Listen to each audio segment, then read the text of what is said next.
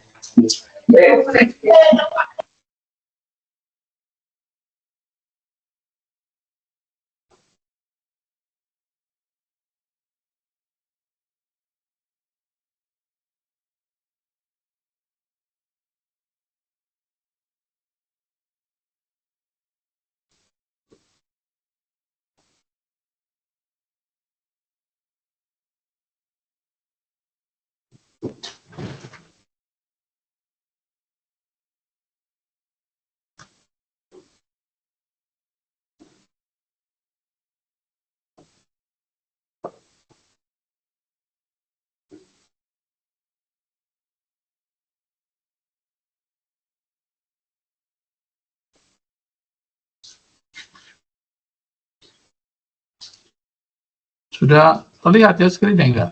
Gimana?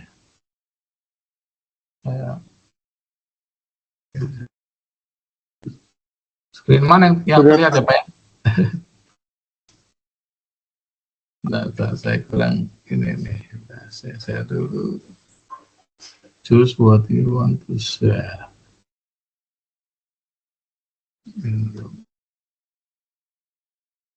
Oke.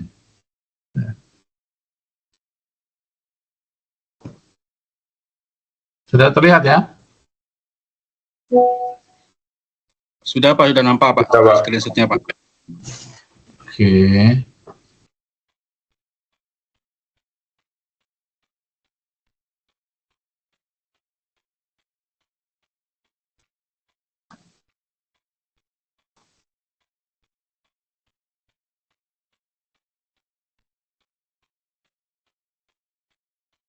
Oke, kita mulai saja ya. Oke, assalamualaikum, selamat malam.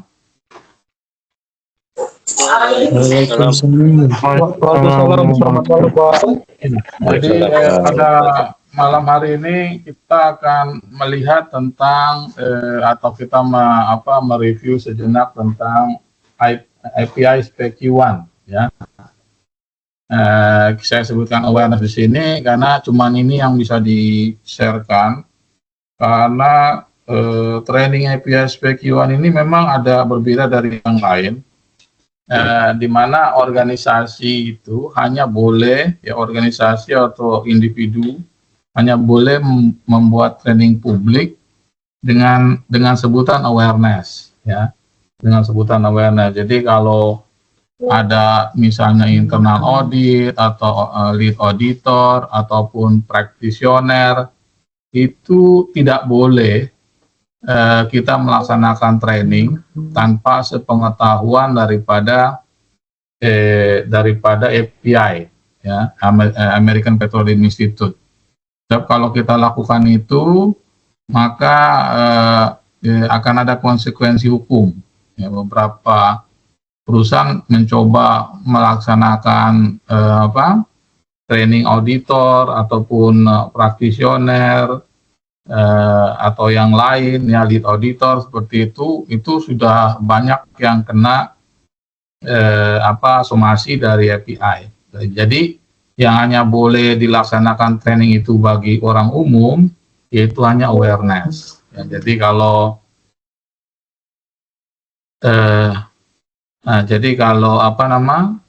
kalau dia itu mendapatkan izin khusus ya, ada beberapa badan yang mendapatkan izin khusus, barulah mereka boleh dari API, sertifikatnya juga dari API, barulah mereka boleh melaksanakan training seperti internal auditor, practitioner ya. Tapi kita hanya boleh awareness saja. Nah, ini adalah sedikit dari profil saya ya, hanya sebagai pengenalan. Nama saya Devyanto Nikita ya.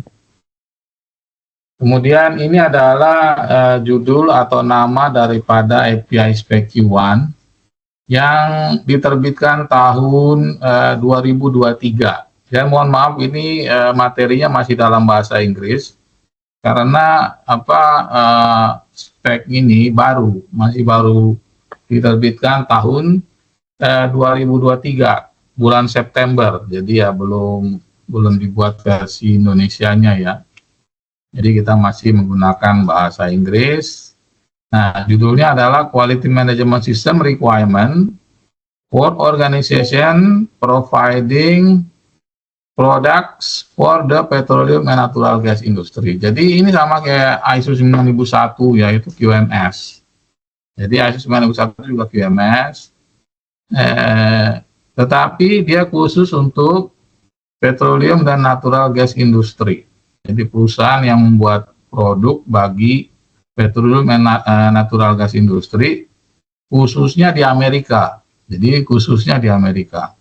Kenapa? Karena ada quality management system yang mirip sekali dengan APS PQ1 itu, tetapi dia berbentuk ISO 29001. Nah, dan itu berlaku untuk di Eropa dan secara internasional. Tetapi Amerika sendiri hanya mengakui API untuk petroleum and natural gas ya. Nah, ISO 29001 juga sama untuk oil and gas industry. Tetapi di Amerika mereka hanya menggunakan APS PQ1. Ya, kemudian ini adalah histori daripada APS PQ1 ya. Awal pertama diterbitkan itu adalah tahun 1986. Ya. Itu pertama kali dirilis untuk industri. Kemudian mengalami revisi yang terbesar itu tahun 2007, yaitu revisi 8 atau edisi 8. Ini diterbitkan tahun 2007 ya, dan di sini dia mirip dengan ISO TS 29001 tahun 2007 ya. Sedangkan ya, silakan. Slide-nya bisa diperbesar, Pak. Slide-nya terbesar. Oh, berarti saya salah share screen. Bentar ya.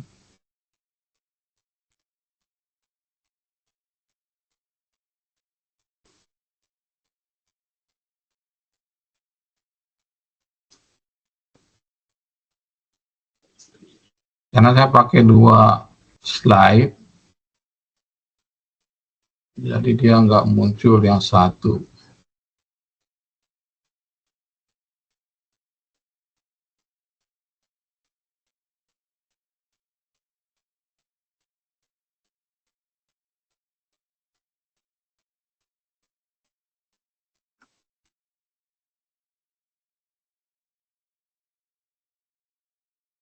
Screen 2.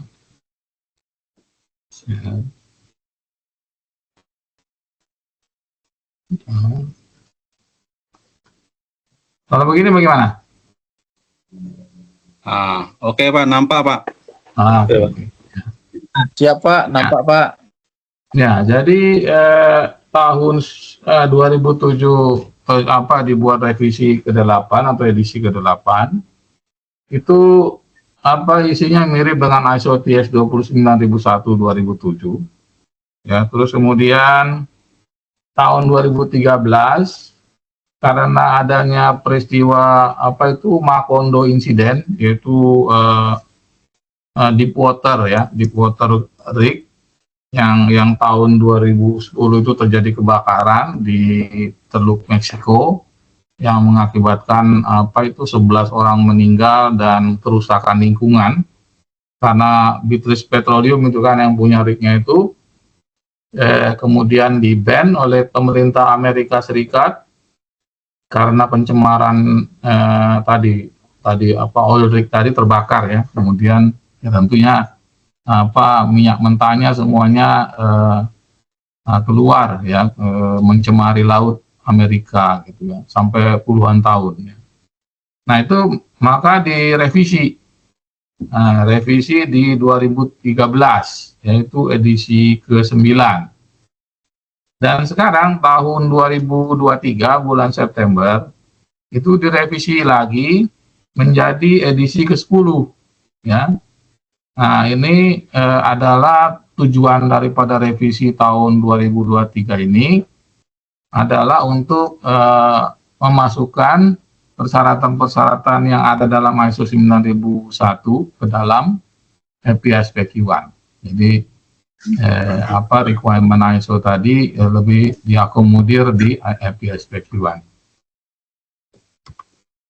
Nah, ini perbedaan antara 2013 antara 2014 dengan 2023 ya. Jadi ini 2013 dengan 2023 ya. Jadi sudah sekitar 10 tahun ya. Di mana di 2013 itu mereka menggunakan manufacturing organization ya. Sedangkan di 2023 September ini mereka mengganti menjadi organizations providing product. Nah, itu perbedaannya ya. Jadi itu judulnya berubah ya. Kemarin itu dia hanya bicara tentang manufacturing, sekarang organization providing product. Ya, kemudian timeline-nya, jadi kapan IPSPQ1 2023 ini mulai berlaku, yaitu sebenarnya mereka memberi waktu 1 tahun, ya, 1 tahun, yaitu sampai 18 September 2024 untuk perusahaan-perusahaan yang mengimplementasi atau sertifikasi FPSPQ1 ini untuk merubah dari 2013 ke 2023. Mereka memberi waktu 1 tahun. Hanya kalau mereka secara volunteer, ya sukarela, mau merubah sendiri quality management sistemnya dari 2013 ke 2023 itu dipersilahkan. Ya mulai Januari 2024. Jadi kalau mereka yang udah siap nih mengganti quality management sistemnya dari 2013 ke 2023 ya boleh secara volunteer ya. Itu mulai Januari 2024. Sedangkan untuk bulan Maret 2024 itu semua aplikasi baru. Jadi semua aplikasi baru yang sebelumnya belum pernah ataupun yang sebelumnya sudah pernah tetapi kemudian berhenti dan sekarang mau aplikasi baru itu diwajibkan menggunakan 2023 mulai bulan Maret 2024. Jadi kalau ada perusahaan A dia baru mau sertifikasi FPSPQ1 maka dia bulan Maret ini sudah harus menggunakan yang 2023. Dan kemudian bulan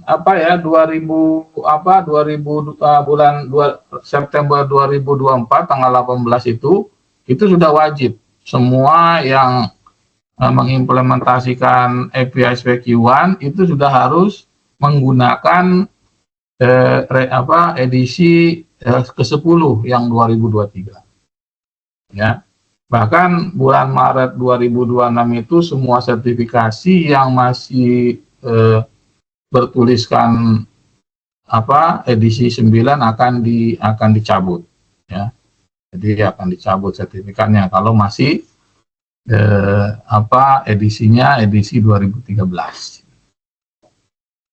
Nah, itu adalah timeline untuk penggunaan API SPQ1 untuk 10 edition, edisi 10. Sebenarnya contents daripada API SPQ1 dari 2013 ke 2023 itu tidak ada perubahan contents-nya. Maksudnya contents headline-nya ya, contents besarnya atau klausannya ya. Nah, hanya bedanya ya antara ISO 9001 dengan API SPQ1 itu jumlah klausa. Jadi kalau ISO 9001 2000 yang baru ini ya, Nah, itu dia sampai 10 klausa, ya, 10 klausa. Sedangkan API SPQ1 edisi ke-10 itu ada 6 klausa. Tetapi klausa implementasi dimulai dari klausa 4. Jadi mulai dari klausa 4 itu adalah klausa yang implementasi. Sama dengan ISO juga, ISO 9001 itu klausanya juga mulai dari klausa 4 sampai klausa 10 ya. Tapi kalau API SPQ1 klausa implementasi dari 4 ke klausa 6. Ya, pertama ada scope normatif itu dan terms definition itu bukan implementasi, jadi itu pendahuluan. Kemudian klausa implementasi adalah quality management requirement, product realization, quality management system monitoring, measurement, analysis, and improvement. Ya. Sekarang perubahan yang terjadi dari 2013 ke 2023. Ya, yaitu keselarasan persyaratan ISO 9001/2015 kepada API SPQ1 ya. Cuman sayangnya kalau tidak salah di bulan Februari atau bulan Maret Februari saya kira itu 2024 ISO 9001 2015 mengalami amandemen ya, jadi ada perubahan sedikit di tahun 2024 ya, ada penambahan kalau nggak salah tentang climate change ya, ada perubahan cuaca, perubahan iklim dan sebagainya, itu dimasukkan di dalam ISO 9001/2015 amandemen 2024 ya. Nah, jadi ada perubahan juga lagi ya. Sedangkan di API SPQ1 2023 ini dia mulai memasukkan ISO 9001/2015.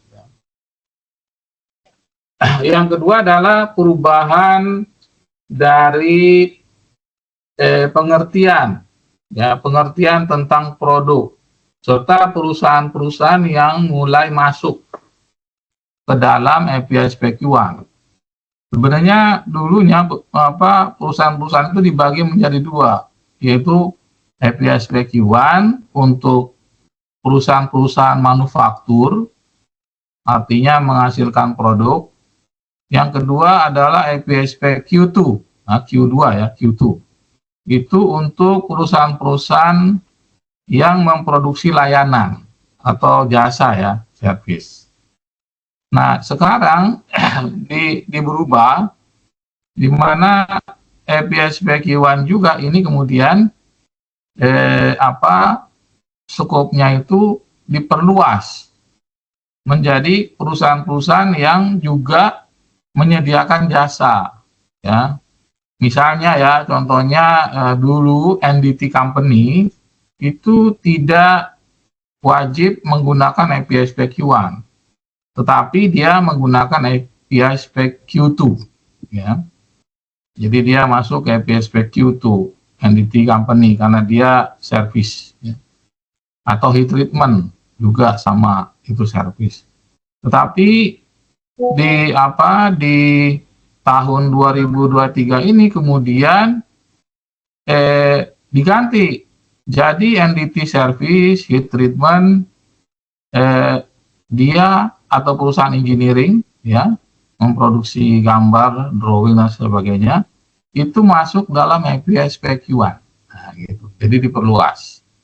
Nah, jadi NDT Company nanti kalau mau masuk ke pasar Amerika yang memproduksi API SPQ1 ya terpaksa harus menggunakan API SPQ1 ya. Bagi NDT Company yang mau masuk ke monogram, API monogram. Kenapa? Kenapa API SPQ1 ini mandatori? Dia mandatori untuk perusahaan-perusahaan yang membuat API monogram. Apa itu API monogram? Yaitu produk yang disertifikasi oleh API. Contohnya misalnya API 5L, ya, API 2B, API 4F, ya. Ya, perusahaan-perusahaan di Batu Ampar itu banyak yang memproduksi EPM monogram, ya.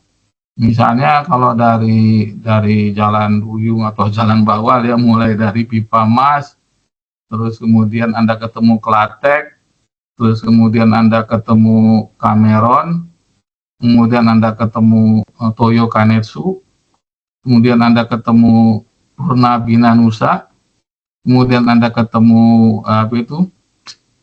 SPM Oil and Gas. Itu perusahaan semuanya adalah perusahaan memproduksi monogram, di mana EPSPQ1 ini adalah bacaan wajib. Ya, artinya persyaratan wajib bagi company-company yang memproduksi monogram, ya.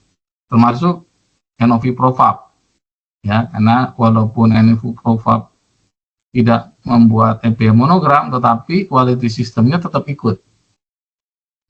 Demikian juga di Kabil, misalnya di Kabil di situ ada NOV XL, kemudian ada Citra Tubindo. Nah, dulu ada Citra Tubindo Engineering CTE, ya, tapi dia juga sudah tidak ada monogramnya, tapi kalau Citra Tubindonya ada monogramnya karena dia buat 5L misalnya ataupun 5CT, ya. Nah, itu wajib, EPSPQ1 itu jadi dokumen wajib untuk diimplementasikan. Ya, kemudian yang ketiga adalah tadi perubahan definisi dari produk sehingga nanti mencakup juga NDT, heat treatment dan sebagainya, termasuk engineering masuk dalam EPSPQ1 yang tadinya enggak. Di 2013 perusahaan-perusahaan engineering, perusahaan heat treatment, perusahaan NDT, service itu tidak masuk EPSPQ1.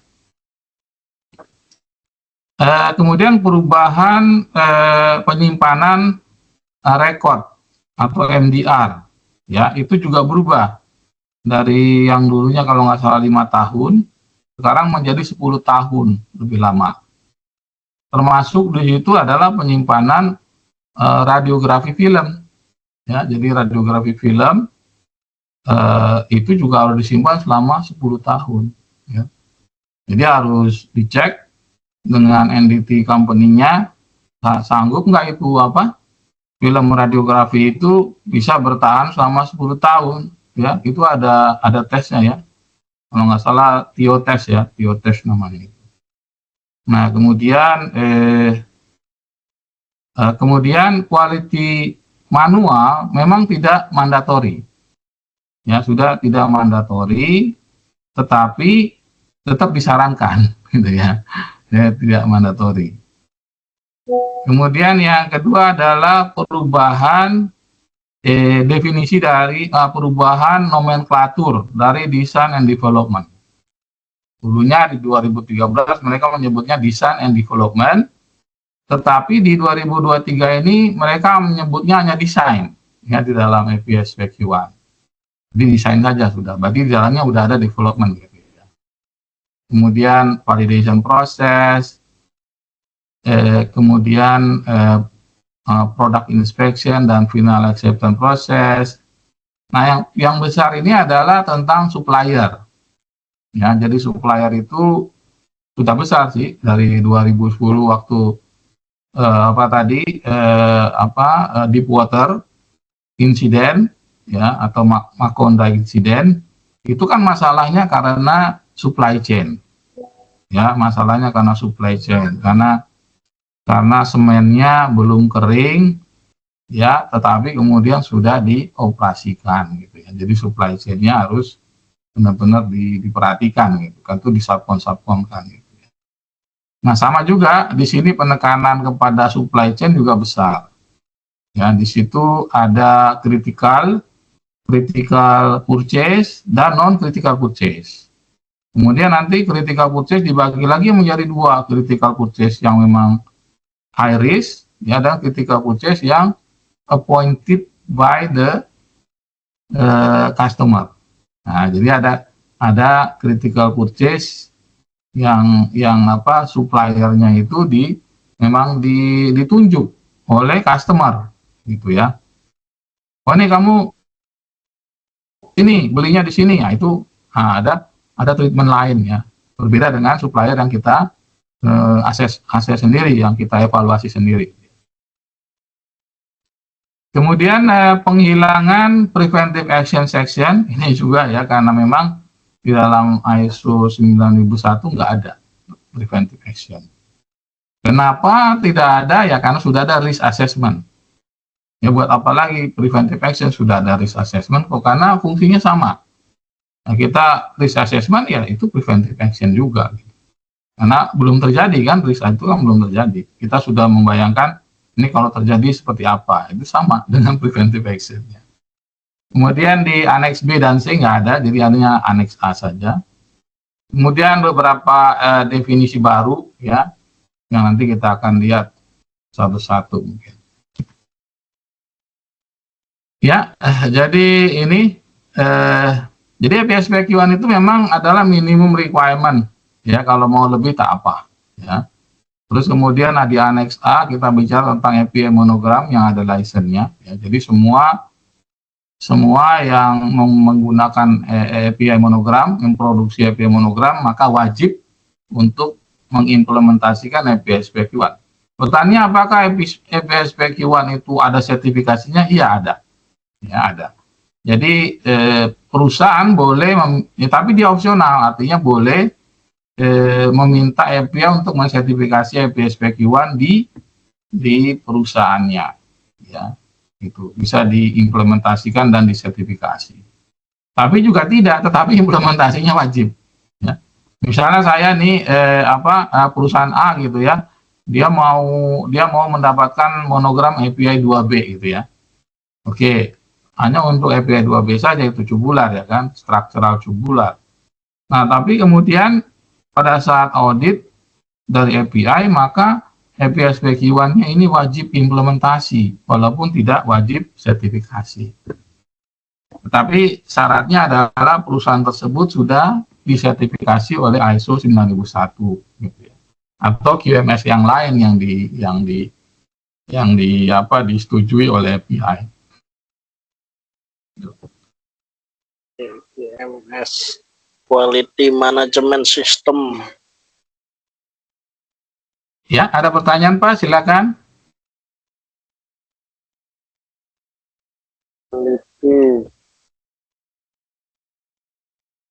Kalau ada pertanyaan silakan, boleh ya, sambil jalan kita. Tes, halo. Ya, halo Pak ya. Ya, halo Pak. Saya mau nanya. Oke, saya Robi ya, nama saya Robi. Saya mau nanya untuk tadi kan disebutkan align dengan ISO 9001 ya. Ya, lalu untuk prosedurnya apakah sama ya, seperti mandatori yang seperti biasa kayak kita lihat ya, NCR, terus internal audit seperti itu. Lalu yang kedua, apakah secara regulasi ini apakah mandatori Pak untuk FPSPQ1 ini? Itu aja Pak, terima kasih. Oke, ya pertanyaan bagus. Jadi jumlah prosedur mandatori di API Q1 itu lebih banyak daripada ISO 9001. Kalau nggak salah API kalau ISO 9001 itu mungkin kurang dari 20 ya. Tapi kalau API SPQ1 itu bisa sampai hampir 30 ya. Jadi secara di mana lebih stringent, API SPQ1 lebih stringent. Karena kalau ISO 9001 itu umum ya, misalnya perusahaan jasa kayak hotel, rumah sakit, sekolahan itu masih bisa pakai ISO 9001, tetapi FPSPQ1 ini khusus untuk oil and gas, jadi udah pasti requirement-nya lebih ketat ya, makanya jumlah mandatori prosedur akan lebih banyak, sekitar hampir 30 sih kalau sekarang itu. Dan yang kedua, apakah regulatori? Iya, Iya. Kalau perusahaan Bapak memproduksi monogram, ya seperti tadi saya bilang, pipa API 5L aja, ya kan? Bapak buat itu di perusahaan Bapak, maka Bapak wajib mengimplementasikan API spec UI. Kalau enggak, ya nggak dapat izinnya dari API untuk ngetem 5L. Nggak akan di approve gitu ya, gitu. Nggak boleh pakai logo API kalau kita tidak mengimplementasikan API spec UI. Apakah harus itu juga Pak, yang menyusun prosedurnya itu apakah harus dengan dia tersertifikasi internal auditor atau apa gitu untuk Enggak API ini? nggak harus. Yang penting pada saat auditor itu dari API datang, jadi semua prosedur yang mandatori itu kan nanti ada di dalam API spec UI itu disebutkan mana mandatori prosedur yang diperlukan. Jadi si auditor ini udah punya list. Jadi mana yang mandatori prosedur kita nggak ada, ya berarti kena NCR. Jadi yang nyusun nggak harus punya sertifikasi, nggak. Yang penting mengerti lah ya, memahami API spec UI gitu. Berarti nggak harus ini Pak ya, dia internal auditor atau enggak, yang penting dia harus minimal mengerti itu yang aja penting dia memahami, nggak wajib. Oke, terima kasih Pak. Oke, jadi produk di sini ya. Kita lihat dari definisi produk yang baru. Jadi definisi produk yang baru menurut API spec UI yang edisi 10 tahun 2023 itu mencakup ya manufacturing, engineering, design. Jadi kalau perusahaan Bapak itu melakukan membuat engineering, drawing, design ya untuk oil and gas, itu udah bisa menggunakan API spec UI ya. Kemudian misalnya Bapak subcon welding, ada juga bisa API spec UI. Heat treatment, kemudian coating dan plating, ya, machining. Tapi kalau memang mau untuk oil and gas ya, kalau nggak untuk oil and gas, ngapain ya untuk API spec UI. Tapi kalau tujuan kita untuk oil and gas, itu memang bisa menggunakan API spec UI. Apalagi kalau customernya nanti meminta supaya kita bisa implementasi API spec UI. Termasuk machining, ini inspection dan testing, ini termasuk NDT ya. Kemudian servicing ya, misalnya ya servicing ya, biasanya kegiatan maintenance ya. Kemudian distribution juga bisa ya, distribution oil and gas ya. Terus kemudian logistik ya, kemudian software yang berhubungan dengan oil and gas, ya misalnya Tekla dan sebagainya ya, ataupun PDMS ya, itu karena berhubungan dengan oil and gas dia bisa menggunakan API spec UI ya. Ya, itu adalah definisi produk. Terus kemudian ada product realization dan remote assessment. Nanti di sini pada saat kita mau melaksanakan survei kepada supplier, itu salah satunya ada remote assessment sebagai pengganti physical visit ya. Nah, keinginannya adalah maksudnya tujuannya adalah physical visit, tapi mereka memberikan konsesi menggunakan remote assessment atau remote audit. Kemudian yang baru di sini adalah penambahan detection. Ya, jadi testing, measuring, monitoring, ya, dan detection equipment. Ya. Nah, ini penambahan kata detection. Biasanya kita hanya testing, measuring, monitoring ya, equipment. Tapi ini ditambah di teks ya. Ya, biasa sama seperti ISO 9001, kita perlu policy ya, quality policy. Jadi quality policy hanya harus disebutkan di dalam quality policy itu adalah API Spec Q1. Jadi kalau misalnya Bapak mengimplementasikan atau Bapak mau mengimplementasikan dua-duanya, ya buat aja satu policy-nya. Jadi quality policy compliance to ISO 9001 and API Spec Q1.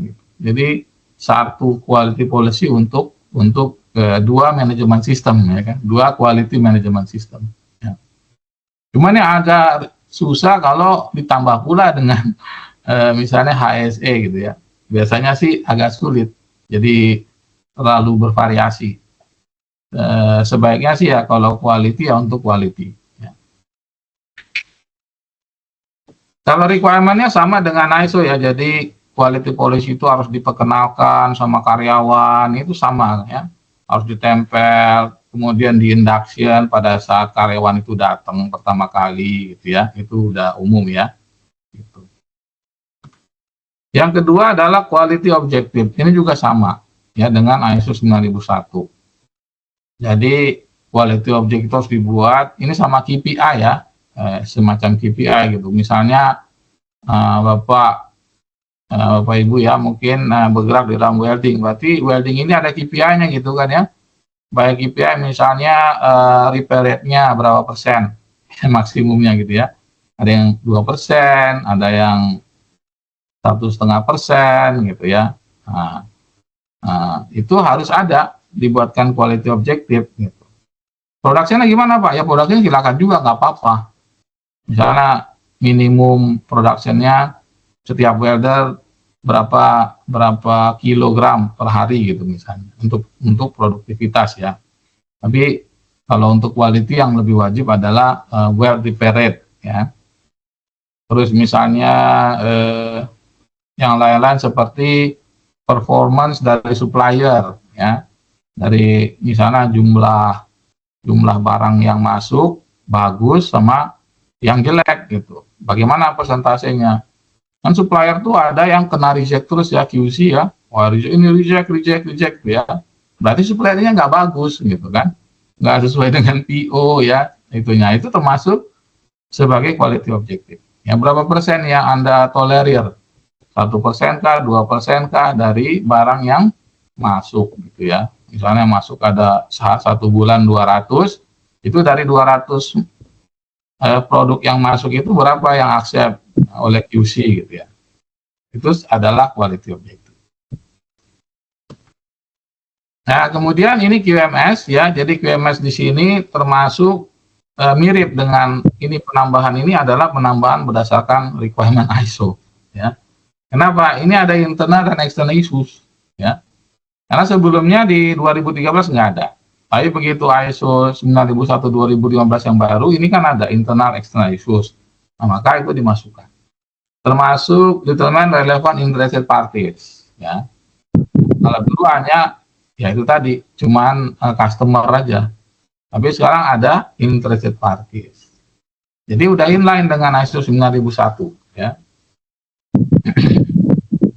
Kalau yang lain itu sama seperti yang 2013, ya.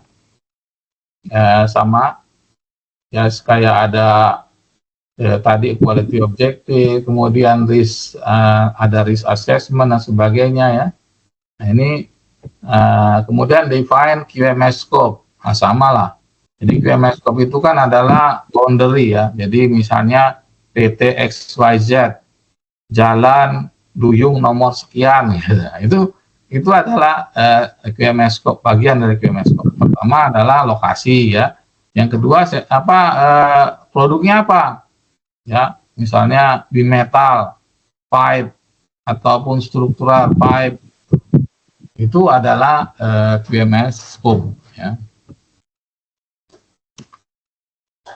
Kemudian exclusion ini tadinya ada di scope ya, di klausa scope. Klausa 1 scope tahun 2013. Tapi di 2023 ini masuk ke klausa 4. ya, malah ke klausa 4 QMS. Ya. Nah, kenapa ada exclusion? Karena ada beberapa perusahaan yang memang tidak ada ininya, tidak ada aktivitas itu gitu ya. Berbeda dengan ISO 9001 itu menganggap udah kalau nggak ada ditulis aja tapi tidak disebutkan dalam prosedurnya, tidak diimplementasikan gitu ya. Tapi di FPSPQ1 ini wajib ditaruh di dalam sertifikat sebagai exclusion. Ya, contohnya misalnya desain ini ya, ada perusahaan yang nggak pakai desain seperti perusahaan API 2B ya, yaitu structural pipe. Jadi untuk yang leg, pembuatan jaket leg itu dia menggunakan API 2B, itu nggak ada desainnya. Kenapa? Karena kan cuma buat pipa. Sama dengan API 5R gitu ya, grade A, grade B, grade C itu nggak ada desain. Nah jadi nggak perlu mereka itu mengimplementasikan desain. Nah, tetapi konsekuensinya adalah mereka harus mendeklar gitu, menyebut dalam exclusion desain tidak dilaksanakan karena memang tidak perlu, API monogramnya tidak perlu. Berbeda dengan misalnya API 4F. Nah, API 4F ini kan untuk rig structure. Nah, itu perlu desain. Ya, karena harus mendesain berapa kekuatan daripada core-nya, kekuatan masnya ya kan, kekuatan dari masnya, kekuatan dari structure-nya ya. Nah, ini ada desain. Nah, berarti dia perlu desain, nggak bisa di-exclude gitu. Kalau di API 4M mau exclude desain ya nggak boleh. Karena memang itu bagian dari API monogramnya desain tadi. Tapi kalau API 2B, API 5L nggak ada desain, ya nggak apa-apa. Ya nggak perlu kita bisa declare excluded. Kemudian validation process, ya. Nah ini juga memang bisa di-exclude kalau dia tidak ada proses. Gitu. Misalnya ada perusahaan yang hanya distribusi tadi. Ya kan, dia nggak ada proses, cuman nganter aja kan gitu. Ya. Kemudian externally owned property, ya misalnya ada material yang disuplai oleh customer, kalau nggak pernah ada, ya nggak usah, bisa kita exclude. Atau perusahaan tuh nggak punya equipment untuk ngetes, nah dia juga bisa exclude, ya. Nggak perlu testing, measuring, monitoring, nggak perlu gitu. Karena mereka mungkin cuma transportasi aja gitu ya. Itu juga bisa disebut sebagai exclude. Nah, kemudian ini sama, komunikasi dengan ISO 9001 sama, ada internal, ada eksternal. Jadi nggak ada yang beda. Ini udah ada dalam ISO 9001 ya. Nah, kemudian manajemen responsibility, ya ini sama juga dengan ISO 9001 ya. Jadi key player-nya itu adalah top management. Ya, key player-nya top management ya. Nah, si top management itu harus menyediakan resources ya, kemudian tentunya memberikan keteladanan leadership. Kemudian meng-approve quality objective ya. Kemudian tentunya mensupport QMS, ya. Kemudian menunjuk orang, ya. Siapa jadi manajer ini, siapa jadi manajer itu, gitu ya. Nah, gitu. Kemudian harus ada job description. Di orang itu ada responsibility, ada authority. Nah, kemudian dia menunjuk manajemen representatif, ya. Jadi top manajemen itu juga harus menunjuk manajemen representatif. Ini yang nggak ada dalam ISO, karena ISO 9001 yang baru menghilangkan fungsi MR. Ya, gitu. Sebenarnya bukan menghilangkan fungsi MR, tetapi mengembalikan fungsi MR kepada top manajemen. Tetapi dalam FPSPQ1 itu mereka tetap mempertahankan MR. Walaupun ada top manajemen, MR-nya juga perlu gitu ya. Perlu ada ya. Nah, jadi MR tadi kemudian di-appoint, ditunjuk oleh top manajemen. Ya, tentunya yang jadi MR ini adalah orang yang punya apa ya, posisi yang manajemen level lah, ya. Jadi jangan sampai leader ataupun foreman diangkat jadi MR, nggak bisa, karena nanti otoritinya kurang. Nah, jadi paling tidak dia di level manager. Nggak harus quality manager, nggak harus. Bisa saja MR itu misalnya plan manager atau MR itu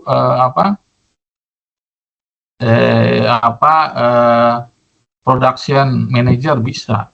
Namanya MR itu tidak harus quality manager. Cuman karena nanti di bawahnya itu ada persyaratan-persyaratan seperti quality management system, ya terpaksa kembali lagi bahwa MR itu harus dipegang orang yang paham kualitas, gitu ya, paham quality.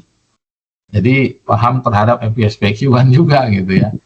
Nah, itu top management. Jadi MR. Jadi MR itu pertama ditunjuk oleh top management, kemudian memahami requirement QMS dan memastikan QMS ini berjalan, ya. Nah, kemudian kalau ada non-conformities harus diselesaikan, kemudian kalau ada improvement dilaksanakan, terus kemudian membantu perusahaan untuk memenuhi kewajibannya terhadap pelanggan, ya, quality requirement dari customer, ya. Itu MR. Jadi MR tetap ya ada ya, dan harus ada surat penunjukannya, SK-nya itu dari top management bahwa dia adalah sebagai MR. Yang selanjutnya adalah resource and knowledge, ya. Dulunya ini hanya resource saja gitu, yang penting udah nyediain resource gitu. Tetapi berhubung di ISO 9001 itu menyebut kata knowledge, makanya ditambah gitu ya, resource and knowledge, ya. Resource and knowledge. Jadi company itu punya resources dan punya knowledge gitu ya, gitu maksudnya. Jadi ini penambahannya. Biasanya knowledge ini apa? Knowledge of company. Knowledge of company itu ya tentunya orang di perusahaan itu, pengalaman dari orang-orang di sana, kemudian library ya atau perpustakaan ya, itu kan isinya knowledge. Ya.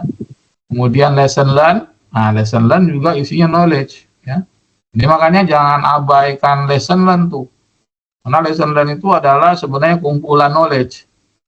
Artinya pengalaman-pengalaman kita di masa lampau itu kan ada di situ. Itu adalah bahan pengetahuan. Nah, itu makanya disebut knowledge. Jadi salah satu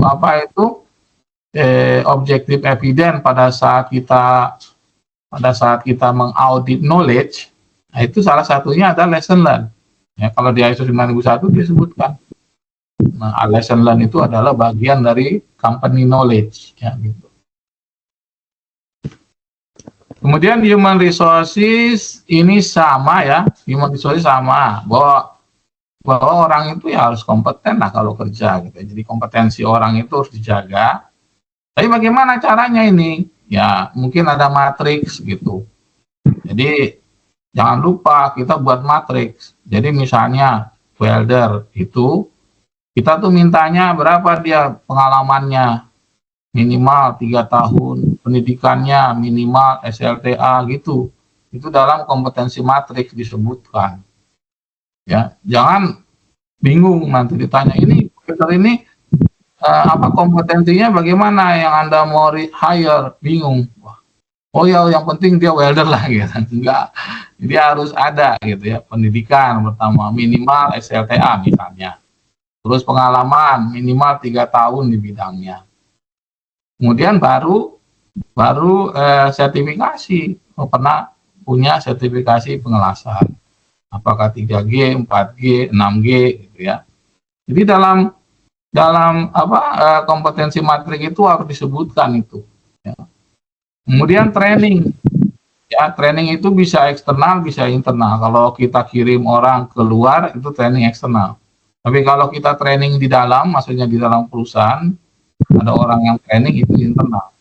Tapi ada juga training yang namanya on the job training, yaitu sekalian jalan gitu, ya.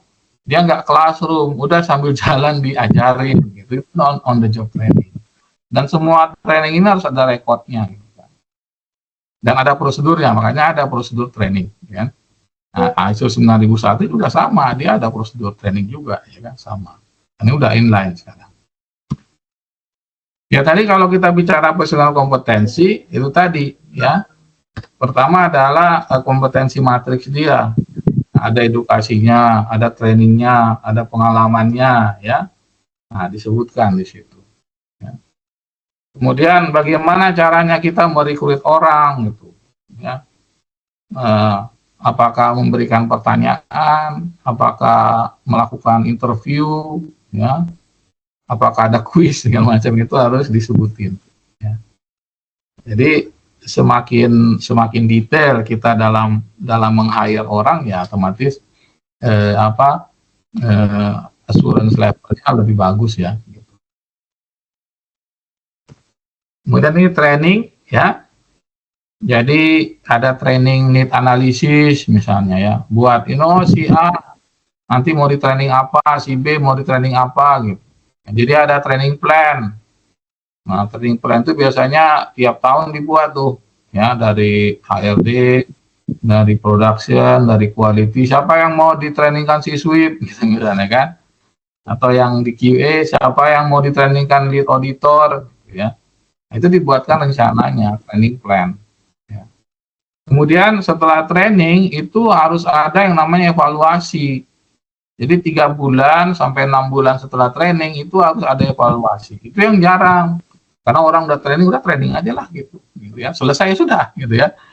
Nah, enggak boleh. Kalau dalam ISO juga sama, dalam IPSPQ1 itu 3 bulan atau 6 bulan setelah training itu dilaksanakan evaluasi gitu. Apakah si orangnya itu memang masih paham gitu dengan apa yang ditrainingkan gitu ya. Sebenarnya ini mirip dengan kita punya validasi welder sebenarnya. Ya, si welder kan qualified gitu yang bulan Januari, itu bulan Juni atau Juli ya 6 bulan ya, itu udah harus ada validasi gitu. Sama, jadi kita validasi. Jadi si A ditrainingkan lead auditor, nanti 6 bulan kemudian divalidasi gitu kan. Ya sama, dievaluasi gitu. Benar nggak dia itu lead auditingnya benar nggak gitu ya. Sama welder juga gitu kan, setelah 6 bulan setelah dia kualifikasi kan dia pasti divalidasi. Jadi prosedurnya juga ada di situ. Kan prosedur dan rekod harus ada. Jadi di dalam setiap klausa itu akan ada tulisan prosedur mandatori, rekod mandatori gitu aja. Nah, kalau dihitung itu jumlahnya bakalan lebih banyak daripada ISO 9001. Kemudian work environment ini juga masuk di dalam ISO juga ada ya, cuman ini memang sudah ada sebutnya seperti perawatan gedung ya, kemudian mesin ya, maintenance gitu ya, sama. Tapi ada nanti preventive maintenance ada juga, tapi ini khusus untuk yang environment saja gitu, kondisi kerja lah ya. Jadi kondisi kerjanya itu nggak bikin orang fatigue, capek ya, atau bahkan malah bahaya gitu ya, kayak tripping hazard gitu ya. Mungkin itu terjadi dari housekeeping yang nggak bagus gitu. Poor housekeeping itu kan juga work environment. Tetapi nanti lama-lama akan jadi unsafe condition gitu ya kan. Nah itu harus hati-hati juga.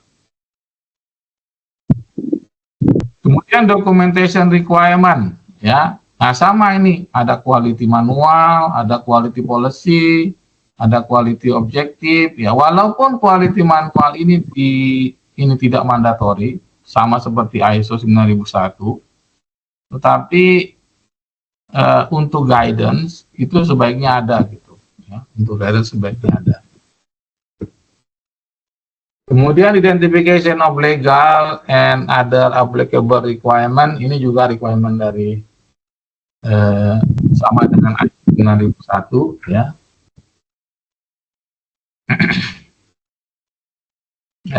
Kemudian prosedur, dokumen, rekod ya. Nah, ini juga masuk dalam documentation requirement. Ya, seperti disebut di sini, ya, quality manual itu tidak mandatory, tetapi recommended ya maksudnya. Strongly recommended. Jadi sebaiknya masih ada. Bapak mau nanya, Ya, silakan. untuk quality manual ini apa bisa digabung dengan ISO 9001 itu ya? Seperti tadi kan ada quality policy-nya bisa Ya, apakah yang untuk manual ini bisa ya? bisa. Cuman sayangnya banyak sekali penambahan. Karena tadi jadi requirement IPSPQ1 itu lebih banyak daripada ISO 9001. Jadi mandatory prosedur lebih banyak dan requirement-nya juga lebih banyak. Jadi kalau kita buat quality manual kita sesuai dengan IPSPQ1, maka sudah serta-merta comply dengan ISO 9001. Ya. Jadi kayak saya gitu, di perusahaan saya itu saya nggak punya quality manual ISO 9001. Jadi saya hanya punya quality manual IPSPQ1. Tetapi diterima itu oleh certification body ISO 9001. Karena mereka udah tahu isi daripada IPSPQ1 itu sudah mencakup secara menyeluruh ISO 9001. Bahkan banyak tambahan lainnya gitu. Ya, tapi pada saat dia audit dia hanya lihat yang ISO 9001 aja gitu. Jadi bisa sebaiknya sih sebenarnya adalah follow aja IPSPQ1, udah pasti follow ISO 9001 gitu. Perlu di state di covernya Pak? Nggak perlu ya? Perlu, iya. Perlu juga ya? Misalnya ada ISO 91 juga gitu. Iya, betul. Gitu. Jadi sama seperti quality policy harus disebutkan dua-duanya, ya. Sebutkan dua-duanya di quality manual juga. Ini adalah quality manual yang sesuai dengan IPSPQ1 and ISO 9001 2015. Ya, cuman sekarang ini kan ISO 9001 kan berubah ya kan, ada amandemen. Dan masalahnya adalah IPSPQ1-nya kan masih ngikutin ISO 2015. Jadi bagaimana? Perlu nggak direvisi? Perlu nggak direvisi? Ya kalau kita disertifikasi oleh ISO 9001, ya manual IPSPQ1-nya perlu direvisi. Kecuali kalau kita pakai dua manual. Tapi kalau kita pakai satu manual IPSPQ1 yang comply sama ISO 9001 dan IPSPQ1, berarti harus ada revisi karena bulan Februari 2024 itu terjadi revisi di ISO 91 2015. Ada amandemen. Amandemen ini harus masuk gitu. Entah, tapi sebenarnya karena ISO 9001 itu tidak mewajibkan quality manual juga, maka amandemen bisa dilakukan di prosedur. Gitu. Jadi, apa-apa. Sementara ini mereka yang punya IPSPQ1 manual yang sudah comply dengan ISO 9001 versi 2015, menurut saya ya itu nggak perlu dirubah. Cukup ditambah prosedur baru yang menambah requirement amandemen 2024 ISO 9001 2015 gitu. Jadi kan jadi manual tidak dirubah kan, tapi nambah prosedur baru gitu. Bisa. Ya. Bagaimana? Oke? Oke. Ya. Nah, kemudian ini prosedur ya. Jadi prosedur itu ya udah sama lah ya, documented segala macam ya. Merevisinya seperti apa ya kan? Harus ada historical revisi segala macam, itu persis sama dengan ISO 9001. Ya, jadi Bapak Ibu yang sudah paham ISO 9001 enggak usah lagi kita diskusikan ini karena itu sama ya. Nah, cuma tadi saya bilang prosedurnya lebih banyak. Ya, kalau di ASU 5001 mungkin sekitar kurang dari 20, bahkan mungkin kurang dari 15 yang mandatori. Tapi di FPSPQ1 itu hampir 30 prosedur. Hampir 30 prosedur. Ya, jadi tapi susunan prosedur bagaimana membuat prosedur segala macam sama, ya. Yang kedua adalah penyimpanan, ya, tapi ini rekod, ya, bukan prosedur. Kalau prosedur ya kalau nggak udah dia direvisi ya sudah, dia berarti void, ya, expired, ya, atau superseded, ya. Nah, kemudian control of internal documents. Di sini sama juga, ya, internal dokumen adalah dokumen yang kita produksi sendiri, ya. Prosedur kita, drawing, soft drawing, ya, ISO drawing. Kalau kita yang bikin itu adalah internal dokumen, ya. Nah, ya harus jelas lah siapa yang approve, ya kan. Nah, kemudian bagaimana penggunaannya, ya, penyimpanannya, revisinya. Boleh disimpan hard copy atau digital dalam elektronik, boleh, ya, boleh, nggak harus hard copy gitu, ya, digital atau elektronik copy pun boleh, ya. Asal yang penting kita benar-benar memanage, ya, jangan sampai kecampur sama yang superseded, ya, drawingnya, ya, atau dokumennya.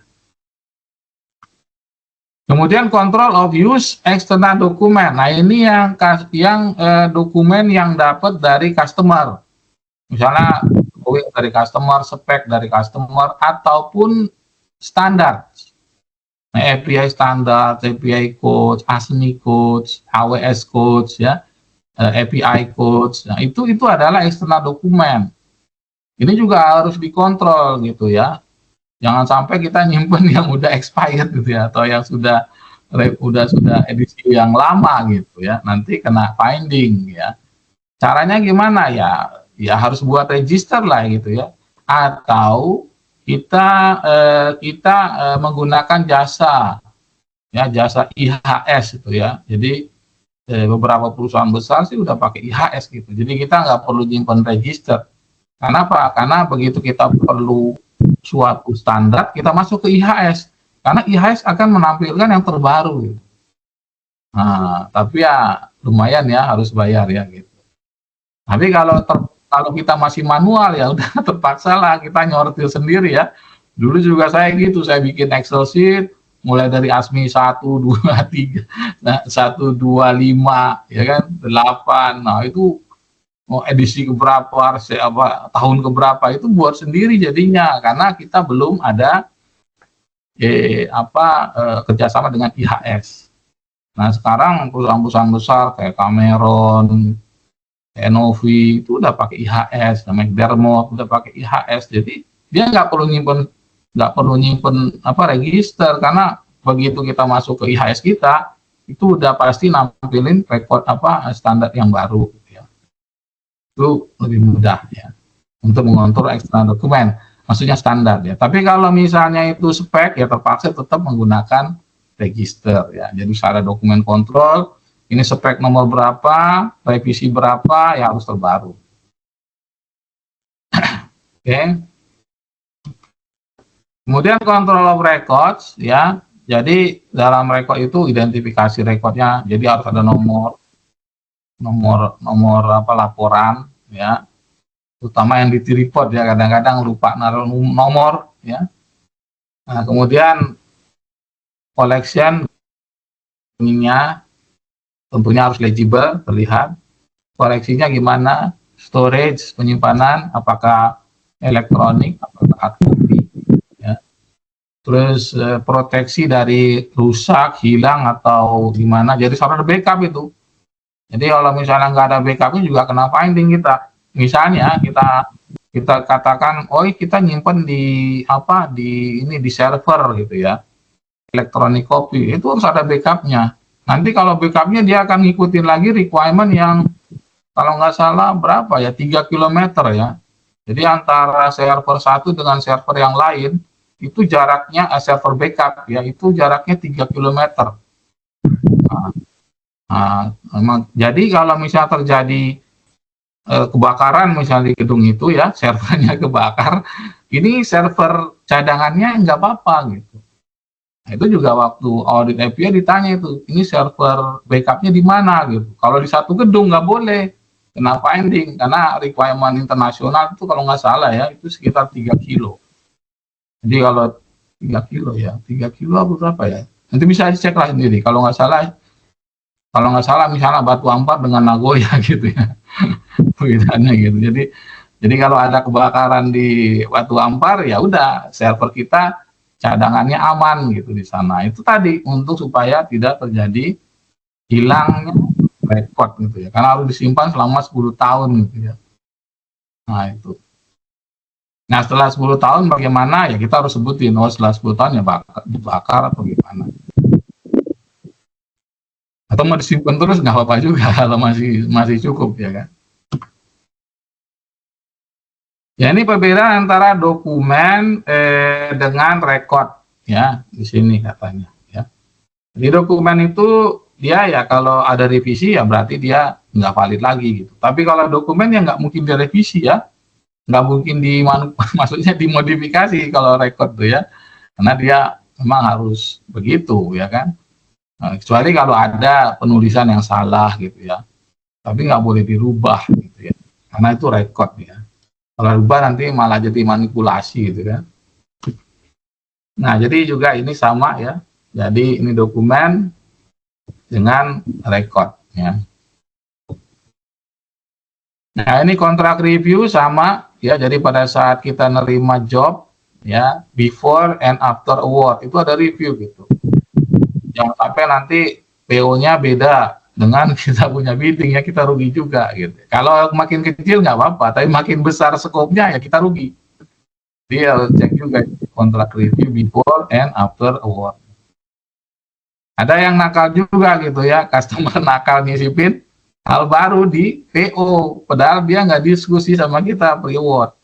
Tapi begitu di PO keluar. Nah kalau kita nggak review, ya kita tahunya sama aja, padahal sudah lain. Udah tanda tangan aja, ya akhirnya tidak. Ya jadi review requirement dan semacam itu ya. Sama di sini kalau nggak salah ada legal and other applicable requirement, ini sama dengan ISO ya, legalnya gimana tuh ya, apakah kita harus comply sama legalnya atau enggak. Contohnya legal itu misalnya NORSOK ya, kalau di Norway itu ada NORSOK, itu ada legal. Kenapa? Karena itu adalah standar yang imposed by government bukan imposed by the some companies, enggak, itu imposed by government. Sama kayak kita migas gitu ya. Migas itu kan requirement yang imposed by government, bukannya Pertamina suka-suka sendiri bikin, enggak. Itu memang requirement dari pemerintah. Sama NORSOK itu juga. PD juga gitu. Itu adalah legal and requirement.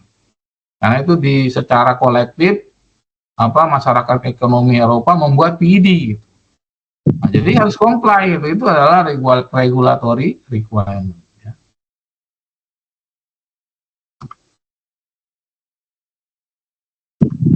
Kemudian planning ya, planning ini sama, jadi kita buat quality plan. Nah, gitu ya. Jadi kita buat quality plan, kita buat ITP dan sebagainya, itu adalah bagian daripada planning. Ya. Tentunya quality manual kita juga berisi requirement yang sama. Kemudian risk management. Nah, risk management di sini. Ya, dulunya namanya risk assessment and management, tapi sekarang disingkat menjadi risk management. Harus ada prosedur yang kan disebutin tuh. Prosedur shall include. Nah, gitu. Apa-apa saja. Di dalamnya ada contingency plan, ya, ada mitigasi, ada contingency plan, ya. Nah, nanti di sini ada yang disebut dengan risk severity. Nah, termasuk di dalamnya adalah pada saat kita memilih supplier. Nanti harus ada kategori high risk, low risk gitu supplier itu. Nanti kalau high risk itu disebut sebagai kritikal. Ya. Kritikal sendiri nanti ada yang high risk dan low risk. Kemudian product delivery, risk assessment itu harus mencakup ya, product delivery, kemudian product quality, dan perubahan-perubahan yang mempengaruhi kualitas dari produk, itu risk. Jadi apakah ada perubahan key personel, itu risk juga. Ya, jadi ada risk assessment. Jadi risk assessment harus lengkap mencakup ketiga unsur ini. Ya. Harus buat risk assessment. Kemudian contingency plan, kalau misalnya kita sudah buat risk, terus kemudian kita tentukan mitigasi, ya. Tapi setelah mitigasi risknya nggak turun, gitu ya. Nah, risknya nggak turun, masih high terus gitu kan. Nah, baru contingency plan. Nah, di situ contingency plan masuk. Kenapa? Karena sudah ada mitigasi tapi risknya nggak turun, gitu. Maka contingency plan dilaksanakan. Gitu.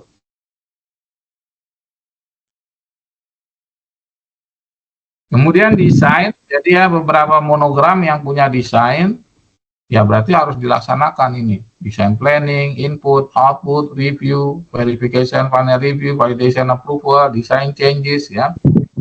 Contohnya misalnya API 4F itu buat rig, ya, ada mask gitu, ada rig, ya kan. Nah, di sini itu desainnya banyak, ya, bahkan pakai software, desain software, nanti ada validasi desainnya gitu. Nah, jadi agak ruwet juga itu, karena banyak itu requirement-nya. Ya, ada eksternal faktor, ya misalnya ada wind speed, ada earthquake, itu masuk semua tuh sebagai desain input gitu ya. Nah, baru kemudian desain outputnya adalah bentuk struktur. Dia mau pakai baja siku berapa, kemudian angle berapa gitu ya. Jadi rumit kalau pakai desain ya. Tapi kalau API 5L, API 2B itu nggak perlu pakai desain gitu ya. Jadi ya, kita ngikutin daripada speknya saja. Nah, ini purchasing adalah salah satu yang besar di perubahannya ya. Kenapa? Karena dibedakan di situ. Jadi kalau supplier itu dievaluasi berdasarkan critical purchase dan non-critical. Ini beda dengan ISO, ini jelas beda. Makanya prosedurnya agak jelimet. Kenapa? Karena dia bedakan itu. Kalau ISO itu supplier gitu. Kalau di IPSPQ enggak, supplier itu dibagi menjadi 2. Bahkan sekarang ini 3. Ya, pertama critical purchase, ya. Yang kedua adalah critical purchase appointed by customer gitu. Nah, jadi ada 3 baru non critical gitu ya. Nah, verifikasinya juga lebih rumit daripada ISO. Karena ISO itu tidak mewajibkan adanya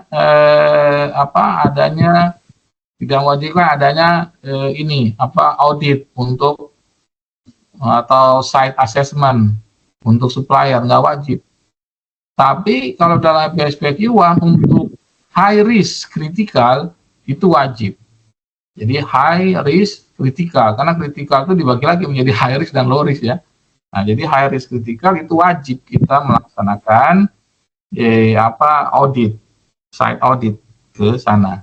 Kalau nggak laksanakan site audit, dia kasih pilihan boleh pakai remote audit, tetapi kemudian ada testing tambahan atau trial test pada material yang dibeli gitu. Misalnya contohnya pelat nih kita beli, kita nggak datang ke sana karena pelat ini kan misalnya untuk buat pipa, ya kan?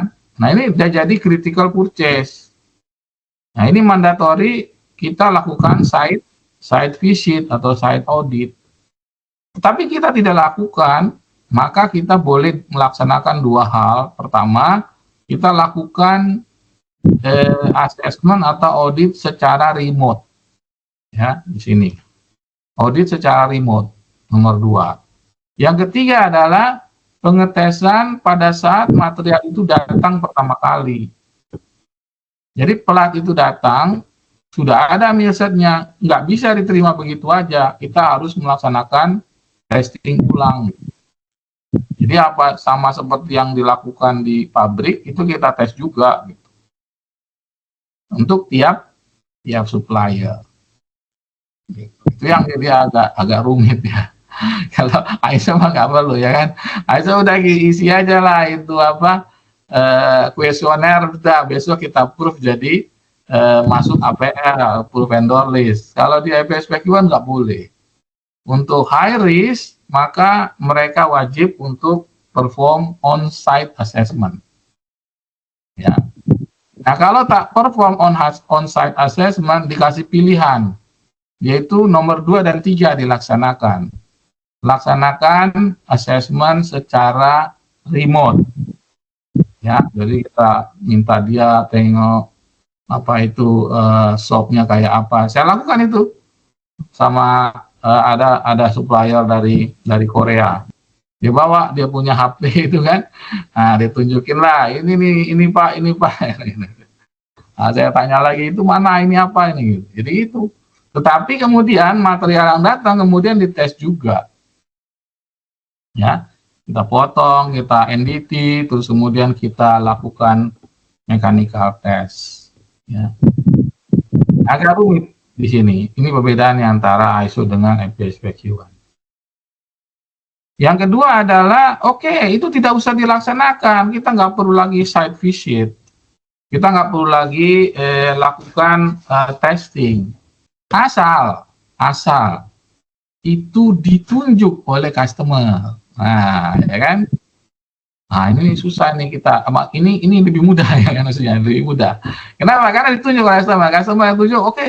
Misalnya customernya apa itu Qatar Gas, katakan. Qatar Gas bilang beli pelat dari sini.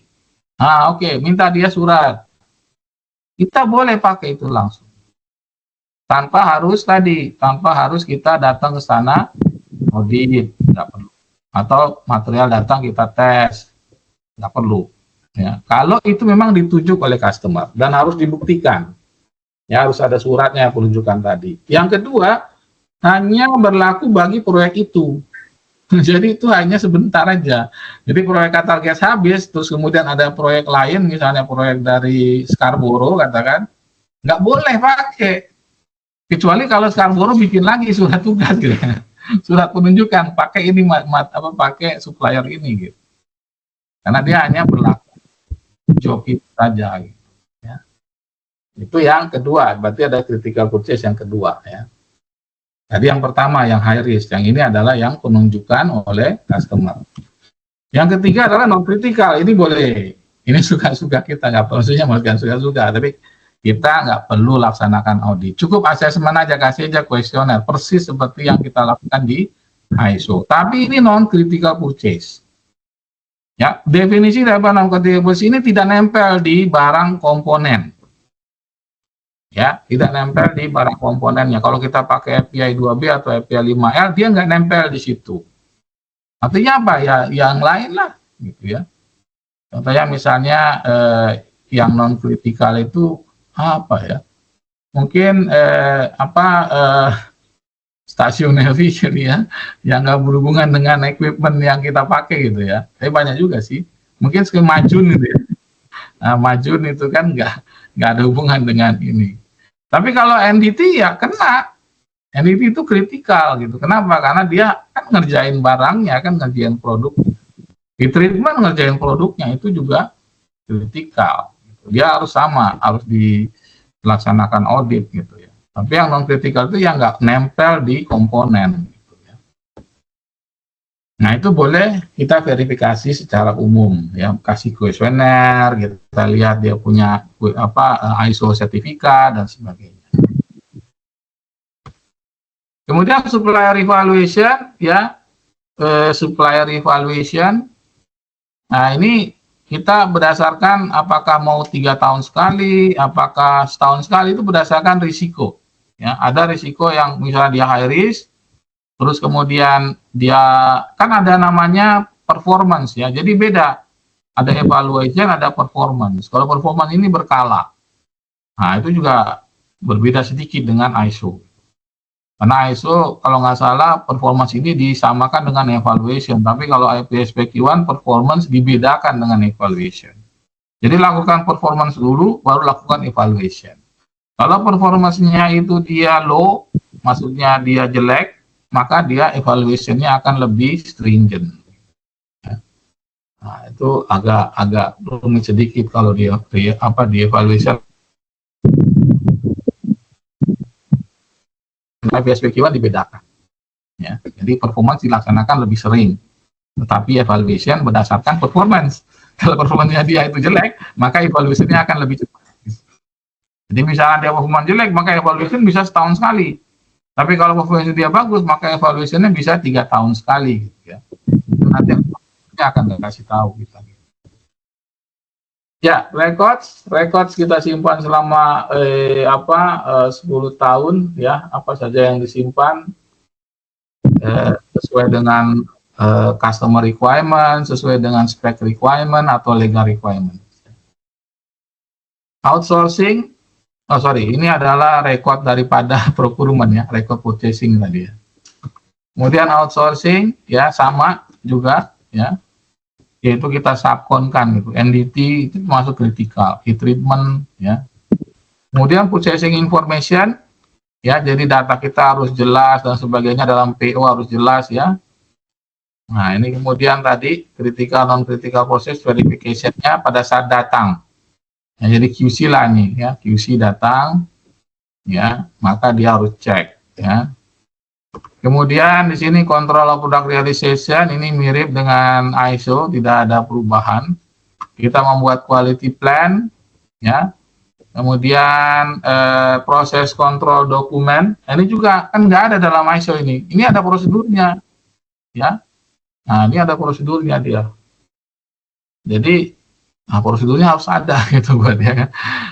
Validation proses ini juga harus prosedur, dan ini mana ada ISO? Nggak ada dalam ISO ini, nggak ada. Makanya saya bilang, tapi ini harus ada prosedurnya gitu ya, di dalam IPSPQ1 ya. Nah, nanti kita akan bunyikan ini apa yang merupakan validation proses, NDE, FT, welding, heat treatment. Nah, kalau sudah ada kayak gini, ini agak ribet. Kenapa? Karena semua prosedur harus ada. Ya, prosedur welding, prosedur treatment, prosedur NDT, kualifikasi personelnya. Nah, ini kan the required equipment, personelnya, kemudian metode prosedurnya. Jadi setiap kali proses, katakan welding ya, welding, maka mesinnya harus dijaga, orangnya, weldernya, sama inspektornya. Kemudian metode, berarti kan welding prosedurnya. Ya, kemudian acceptance kriterianya, ya kan, mau pakai AWS kah, mau pakai ASMI kah, gitu kan. Terus rekodnya dan revalidasi. Nah, revalidasi. Ya. Jadi setiap proses, maksudnya setiap ini NDT, welding, heat treatment, coating. Ya. Kemudian database prosedur ini ada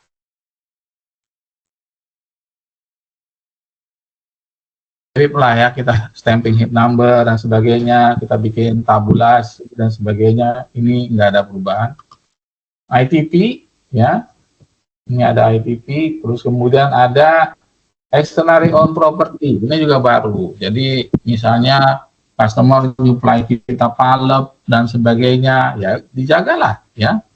Nah, sama kayak kita menjaga barang kita sendiri ya kan. Nah, tapi ini bukan saja customer, tetapi juga supplier. Misalnya kita nyewa genset gitu ya, nyewa kompresor, ya sama ya. Kita juga harus jaga jangan sampai rusak dan hilang.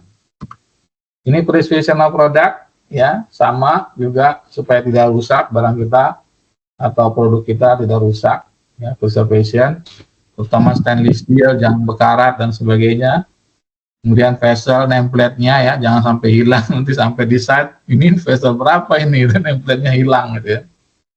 Nah, ini juga preservation of product. Ya, ini ITP ya, jadi ada ITP di sini. Ya, verifikasinya seperti apa, records-nya kayak hidrotest segala macam itu ada. Kemudian preventive maintenance ya, mesin las, mesin potong, mesin rolling ya.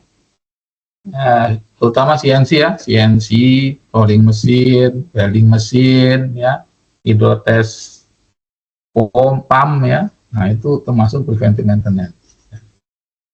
Ini normal, ya, sama seperti ISO. Product release itu juga sama seperti ini. Nggak ada. Dia minta prosedur dalam ISO 9001, kayaknya nggak ada minta prosedur product release. Tapi di sini ada, ya. Kemudian ini kalau testing measurement ini ada, ya, di ISO juga ada. Ini kalibrasi, ya. Jadi apa itu setiap welding gauge ataupun digital temperatur, kilometer, ya, ini kalibrasinya harus jelas, ya, jelas. Welding mesin, ya, harus jelas kalibrasinya. Cuma mereka menambah detection, ya, detection. Mungkin kalau detection mungkin semacam apa ya itu. Saya belum ketemu juga di ini, kecuali kalau di safety ya, safety ada gas detector ya. Tapi kalau mungkin dia sensitif test gitu ya. Sensitive test itu dia ada detection ya untuk helium leakage ya. Nah, itu mungkin itu equipment itu dipakai untuk leak testing ya. PMI gitu kali ya. Apa tuh? PMI itu, Pak. Oh, PMI mendeteksi, ya, betul juga, mendeteksi unsur ya, elemen ya. Apa karbonnya, pemangannya berapa gitu ya. Iya, itu mungkin. Tapi memang dari dulu kita mau udah kalibrasi ya, seperti itu ya, period check segala macam. Ya, itu sudah kita kalibrasi. Tapi dia nambah aja detection kali. Ya, ini equipment, ini sama dengan ISO, nggak ada perubahan, kita semua udah familiar. Nah, cuman misalnya tadi, kalau dia milik pribadi ya, itu juga harus tuh, tadi diatur dalam PSPQ1, jadi jangan sampai kita bawa meteran dari rumah gitu ya, tapi nggak dikalibrasi gitu. Kenapa? Ini kan milik pribadi, Pak, ya tetap kalau dipakai untuk produk, tetap harus dikalibrasi. Atau milik customer, juga sama. Atau milik supplier juga sama. Misalnya UT set dari NDT company subcon kita ya kan, nggak dikalibrasi ya kita juga yang salah gitu ya. Nah, kan di sini kan third party, proprietary, customer own. Ini maksudnya proprietary ini adalah milik pribadi, milik orang ya. Tetap harus dikalibrasi kalau itu untuk dilakukan di produk. Kemudian NCR sama ya, NCR sama. Cuman dia bedakan di sini NCR selama production, pada saat during production, dan NCR after delivery. Sama aja sih NCR ya. Misalnya barangnya udah kita kirim ke site, baru tahu ternyata dia ini nggak comply gitu ya. Harus buat NCR juga gitu ya. Nah ini dibuatkan dalam prosedurnya didetailkan gitu. Ya, kalau dalam ISO 9001 dia nggak sebutkan ini during production atau after delivery, dia tidak bedakan. Tapi kalau di EPSPQ1 lebih detail ya, harus ada mencakup during production dan after delivery. Ya, ini dalam komponen produk bisa di repair, regrade, kemudian release under concession, atau di reject atau scrap. Nah, ini kalau misalnya dia release under concession, ya, under concession berarti itu ada hubungan dengan MAC dan DAC, ya. MAC itu adalah manufacturing acceptance criteria. Dengan DAC, design acceptance kriteria. Mana yang lebih stringent? Yang lebih stringent DAC atau MAC gitu pertanyaannya. Ada yang bisa jawab MAC atau DAC lebih stringent? Nah, jadi begini, misalnya mungkin ada QC yang dari pressure vessel ya. Dia itu dalam pressure vessel itu ada nominal thickness, kemudian ada minimum required thickness, ya gitu.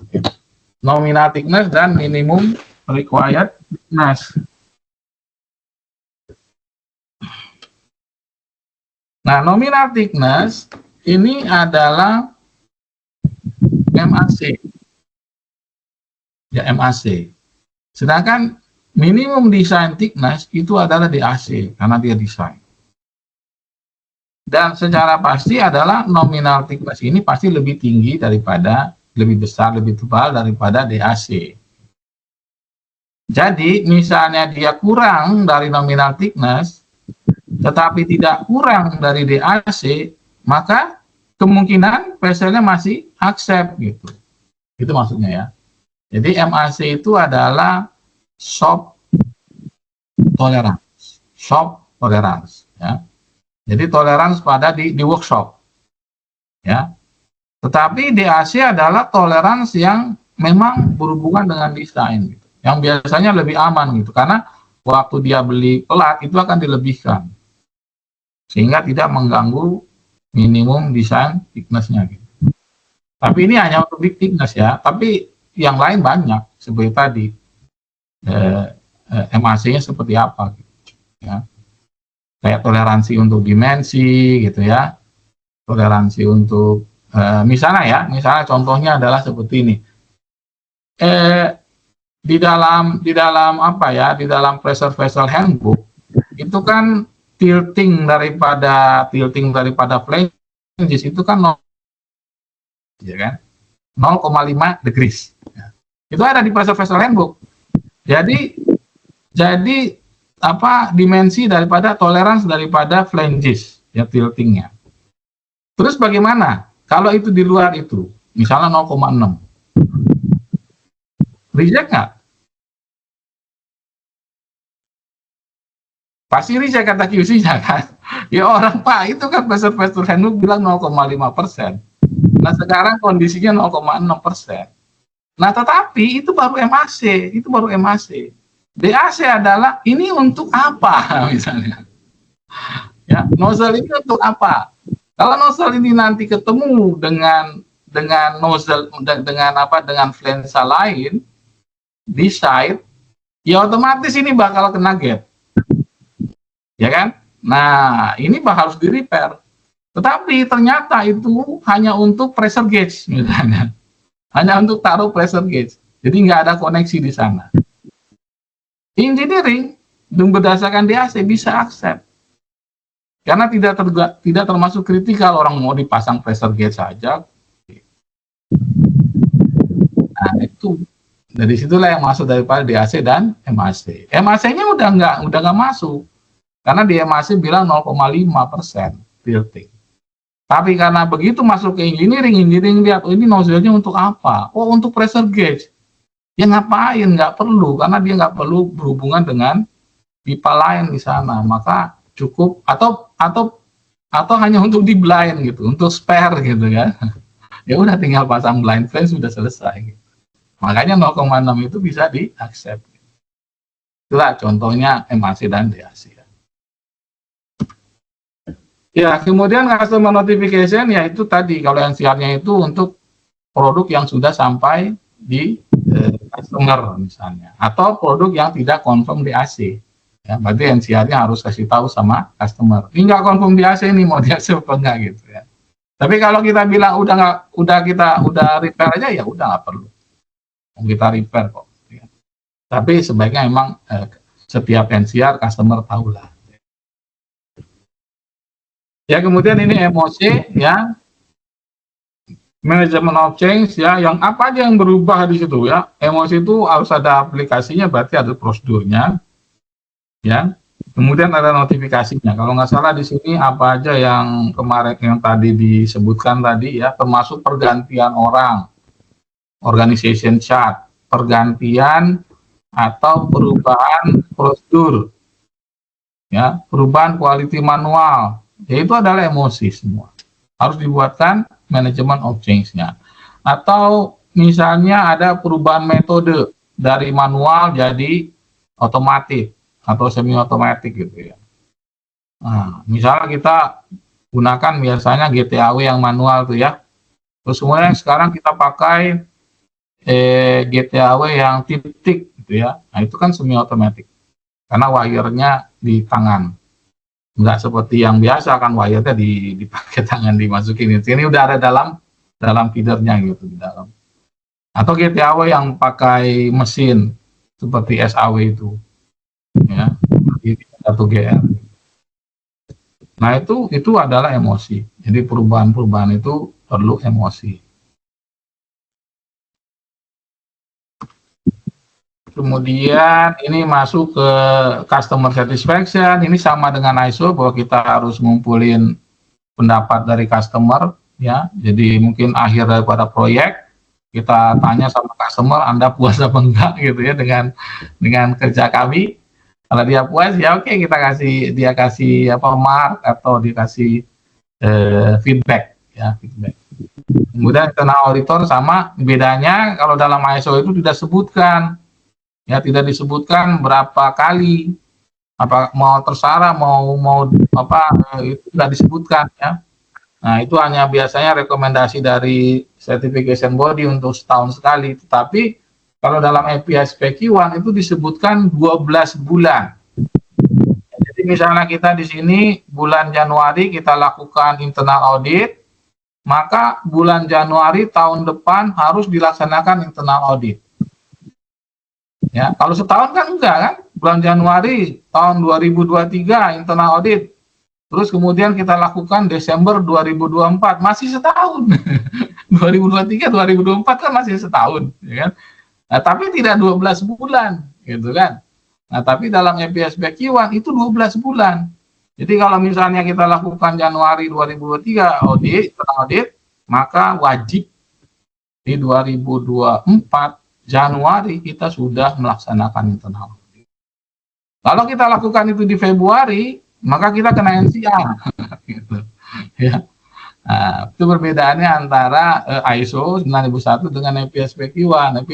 ISO tidak menyebutkan, itu hanya rekomendasi dari CB yang mengatakan setahun sekali.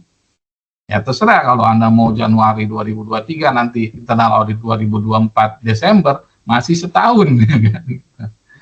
Nah itu masih dipertimbangkan setahun, ya kan, nggak bisa salah, ya kan, maksudnya. Tapi kalau di dalam API-SPQ1 dia menyebutkan secara spesifik 12 bulan, ya. Nah, kemudian performance internal audit dan sebagainya, ya, harus kompeten personel, ya. Tadi bilang apakah perlu internal audit? Ya, tapi internal audit yang umum aja nggak apa-apa, yang ISO 9001 nggak apa-apa, ya. Kalau mau internal audit, karena biasanya internal audit itu juga ngikutin ISO 19001 ya, kalau nggak salah. Iya. Oh, 19011 ya, ISO 19011. ISO 19011 ya, jadi sama. Jadi nggak wajib pakai API-SPQ1-nya, ya.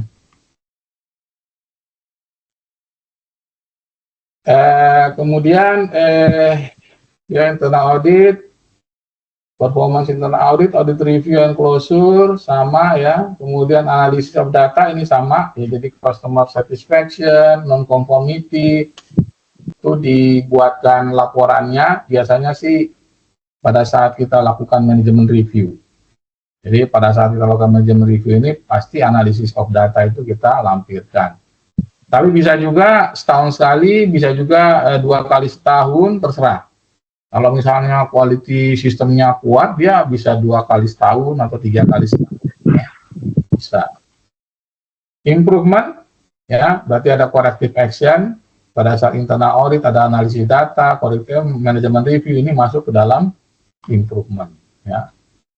Nah, corrective action ini sama, ya, dengan ISO 9001. Kalau dia di 9.2 ya klausanya, ya. Kalau di sini dia 6.4.2. Tadi ISO 9001 9.2. Kemudian manajemen review sama, ya, 12 bulan, ya, di sini, ya, 12 bulan. Jadi bukan setahun, ya, 12 bulan, ya. Biasanya setelah internal audit kemudian kita lakukan manajemen review. Nah, ini ininya agendanya, yaitu inputnya, ya. Untuk manajemen review inputnya, jadi harus sama, ini inputnya sama dengan requirement API-SPQ1. Tapi kalau Anda ikuti SPQ1 sudah pasti comply ke ISO 9001. Nah, ini outputnya. Jadi manajemen review outputnya apa? Ini juga sama. Ini annex A ini tentang API monogram.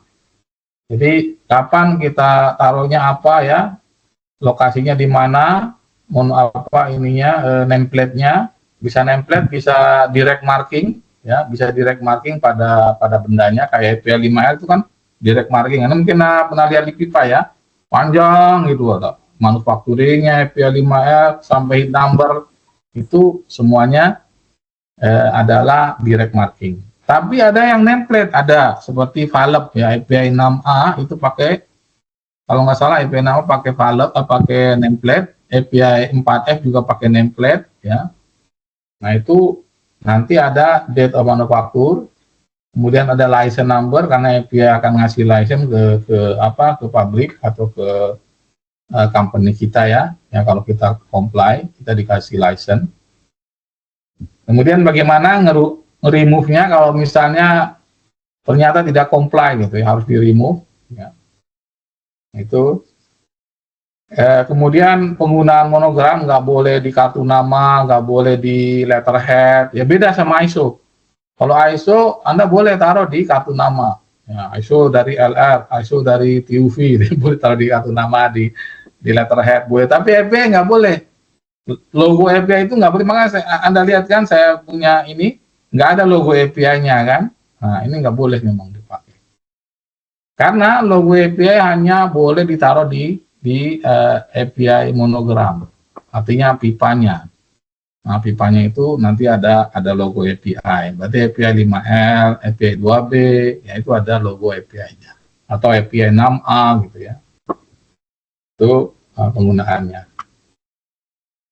Kemudian design package requirement ya, untuk yang monogram menggunakan desain seperti API 4F ya.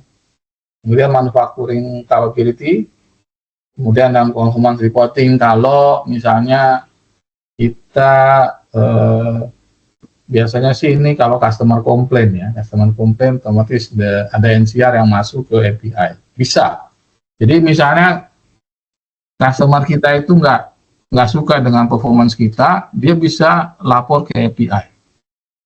Ya, nanti API akan nunjuk orang dari API untuk melaksanakan namanya unnoticed audit ya, kalau nggak salah ya. Unscheduled audit. Jadi langsung aja datang deh itu orang API auditor, totonya sudah ada di depan resepsionis. Saya pernah sekali begitu dapat, saya baru datang sekitar jam 8, tiba-tiba resepsionis nelepon, katanya ada orang API auditor dari Amerika datang. Saya nggak tahu, karena memang nggak tahu ada audit, nggak ada informasi mengenai audit, nggak. Rupanya memang mereka lakukan unscheduled audit. Biasanya unscheduled audit itu karena ada komplain. Gitu. Ternyata untungnya bukan karena NOV banyak, ternyata NOV yang lain. Begitu udah datang, dia lihat surat tugasnya, baru dia bilang, oh maaf ya, saya salah alamat gitu ya. Jadi akhirnya saya bawa dia ke tempat yang sesungguhnya gitu ya. Sampai di jalan di mobil dia ketawa sendiri, dia bilang istri saya ketawa, kok bisa kayak gini katanya, saya salah kamar katanya. Ini salah tempat gitu.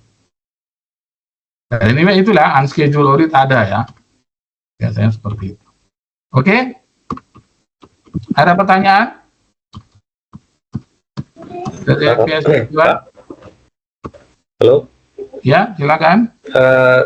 Untuk tadi eksternal auditnya berarti oleh IPI langsung, Mbak ya? Atau ada CD yang ditunjuk betul-betul? Nggak ada. Jadi kita langsung berhubungan dengan API. Jadi kalau kita mau mengambil API monogram, kita masuk ke website API. Sebenarnya websitenya sama dengan orang-orang yang sudah dapat API 510. Ada nggak? Di sini yang sudah jadi inspektor API 510, API 570, itu ICP, itu apa sama? Ya, jadi itu sama. Websitenya sama. Ya. Nah, tapi dia untuk perusahaan, ya. Jadi langsung Pak, jadi bisa langsung kita apply di situ ya. Nah, nanti dia akan, yang penting bayar ya, berapa monogram, nanti dia akan kasih kita schedule. Dan itu berlaku 3 tahun. Sertifikasinya berlaku 3 tahun, tetapi setiap tahun dia datang untuk mengaudit. Hanya kalau menurut saya sayangnya ya, Indonesia ini banyak sekali perusahaan API, tapi tidak ada satu orang pun orang Indonesia yang sekarang ini jadi API auditor. Gitu. Dulu ada satu orang, tapi kemudian tidak ada lagi sekarang. Menurut saya itu internal auditor ya. Internal auditor itu ngikutin ISO Pak, nggak ngikutin API. Oh Pak. gitu. Iya, Karena yang API auditor itu masuknya apa Pak, eksternal ya? Iya. Buat ke perusahaan-perusahaan. Jadi kalau Bapak mau jadi internal auditor API, sama kayak Bapak ngambil API 570, API 510. Jadi Bapak masuk ke websitenya ICP API, nah, tapi pilih yang API lead auditor gitu, atau API auditor atau API internal auditor. Nanti Bapak akan diarahkan ke testing di Jakarta itu Pak. Nah, bayar kita kalau nggak salah $500 gitu. Terus nanti ikut testing di Jakarta yang ada pakai proktor ya gitu ya. Nah, sama kayak kita biasa yang API 510 di sini udah ngerti lah. Nah, bedanya sekarang kita ngambil API yang internal auditor atau API auditor pakai ICP, atau ada dua kategori API, yaitu menggunakan API U. Itu kan API ICP ya, jadi yang API 510, API 570, API banyak lah, yang mungkin kayak Latware, kayak itu sering ya melaksanakan testing, itu masuk ke API ICP, termasuk API internal auditor, bisa pakai ICP. Tetapi ada satu lagi, yaitu API U. API U itu ada penyelenggaranya di Singapura, ada penyelenggaranya di India, Leeds ya, ada penyelenggaranya di Dubai apa di Saudi Arabia lagi. Itu juga melaksanakan API lead auditor. Tapi dia resmi API, tapi dia nggak bilang API tapi API U ya. Nah, itu bisa juga.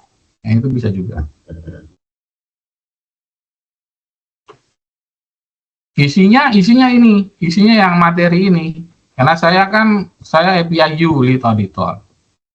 Nah, API U, saya bukan API ICP lead auditor, tapi saya API U lead auditor. Saya mau ambil juga API ICP, cuman belum ada waktu ke Jakartanya waktu itu.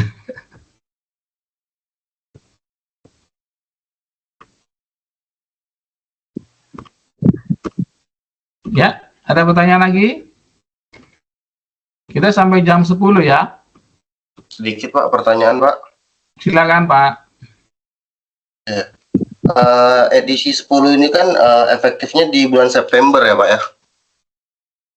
Ya, bagi existing. Iya, ketika misalnya kita audit di atas bulan September nih Pak, apakah perubahan-perubahan atau gap-gapnya ini kita harus cover di bulan Septembernya juga, atau kita mengikuti prosedur yang lama Pak, karena efektifnya kan Septembernya. Gini, jadi kalau existing, jadi kita ini udah tersertifikasi API ya. Nah, kita boleh sampai bulan September. Nah, setelah September waktu ada audit, kita baru pakai requirement yang baru, termasuk penambahan prosedur kalau ada. Ya.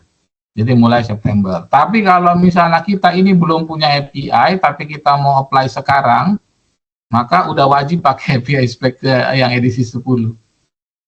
Kalau kita baru. Tapi kalau existing sampai September.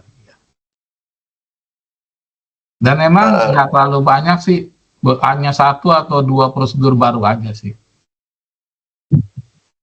kendalanya kan di sini Pak, di edisi 9 kalau nggak salah untuk dokumentasi itu 5 tahun ya Pak ya. Iya, iya, betul, betul. Nah, yang edisi 10 ini dia 10 tahun. Iya. Nah, itu bagaimana kita kontrolnya, sedangkan yang edisi yang 5 tahunnya itu sudah kita supersedit atau sudah kita disposisi seperti itu Pak? Enggak sih, mulai berlaku sekarangnya ini. Kalau mulai sekarangnya ini kita misalnya setelah September ini kita mulai mengumpulkan rekod, maka per September ini kita 10 tahunnya ke sana gitu. 10 Kalau tahun yang ke depan sebelumnya berarti ya Pak 5 tahun aja, nggak apa-apa. Iya. Iya, Berarti jadi ke depan ya Pak ya, 10 tahun iya, ke depan. ya ke depan. Yang di belakang ya tetap 5 tahun gitu, karena pakai prosedur yang lama ya. Kita bisa challenge gitu. Wong kita dikasih tahunnya baru September 2023 gitu ya. Baik Pak. Iya. Dan jangan lupa itu termasuk RT report ya, maksudnya RT graph ya, RT film. Itu kadang-kadang lupa pikirannya dia cuman yang record ya. Ternyata yang RT graph itu juga disimpan. Nah, kebanyakan orang kemudian kan susah itu ya menyimpan RT graph itu sampai 10 tahun ya. Pertama kita harus pakai TIO-test. Yang kedua kita harus punya ruangan yang AC gitu. 10 tahun gitu. Ya, benar Pak. Iya. Mungkin solusinya adalah scanner. Jadi ada alat scanner yang kita bisa sewa gitu, ada entity company yang punya di scan. Jadi nanti masuk ke dalam electronic file. Iya. Cuman agak mahal juga sih, nggak tahu sih kalau beli memang mahal, tapi kalau kita nyewa sama entity company yang udah punya, mungkin lebih ekonomis kali. Nah itu udah nggak perlu kita pakai storage room gitu-gitu, nggak perlu. Nah artinya udah dimasukin dalam server filmnya. Baik Pak, terima kasih Pak. Ya.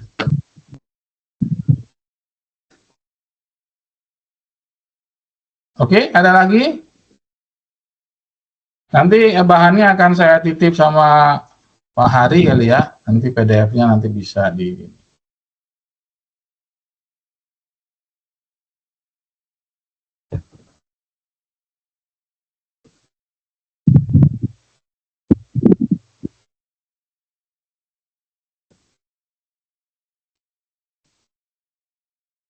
Oke,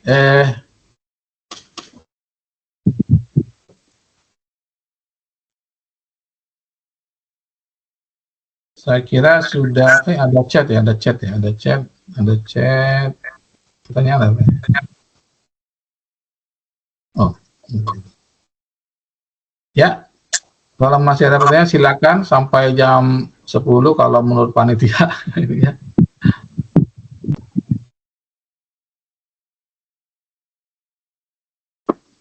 Oh, banyak juga ya pesertanya, 84 ini ya.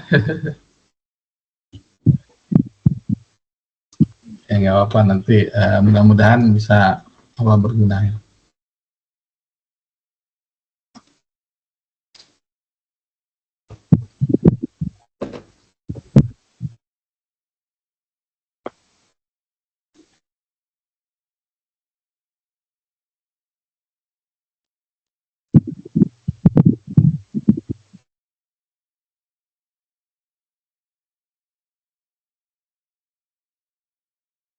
Oke, kalau tidak ada mungkin saya bisa kembalikan ke panitia.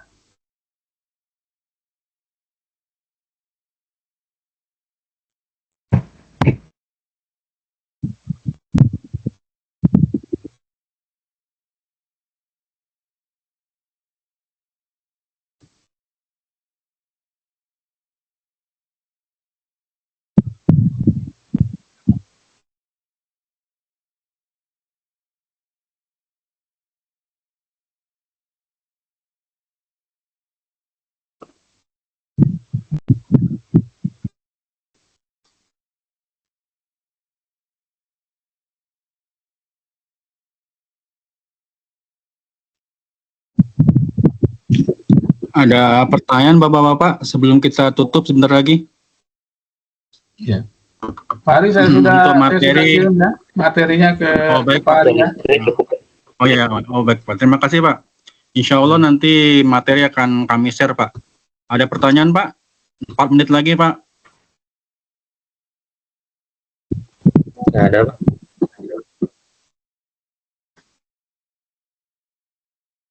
Kalau tidak ada, kita tutup untuk sesi malam ini. Alhamdulillah. Terima kasih kepada Pak Deki untuk sesi API Spec Q1-nya. Alhamdulillah berjalan dengan lancar. Saya ucapkan terima kasih kepada Pak Deki dan rekan-rekan sekaliannya. Kami akhiri dengan wassalamualaikum warahmatullahi wabarakatuh. Waalaikumsalam. Waalaikumsalam. warahmatullahi wabarakatuh. Terima kasih Pak Deki. ilmunya. Terima kasih Pak. Terima kasih Pak Deki, semoga bermanfaat ilmunya. Mas Galan, terima kasih atas linknya Mas ya. Siap, terima kasih Ko Hari. Punten ini masih di dalam kendaraan. Oh ya, di copy. Terima kasih Pak Heri atas linknya Pak. Ya sama-sama Pak, kita tunggu Terima kasih, sesi Bapak. selanjutnya Pak ya. Terima kasih Siap, Pak Pak. Hari. Izin live. Izin live saya Pak Heri ya, sama Pak Deki. Ya sama-sama Terima keluar dulu Pak. Pak ya, monggo. Izin live Pak, izin. Izin live.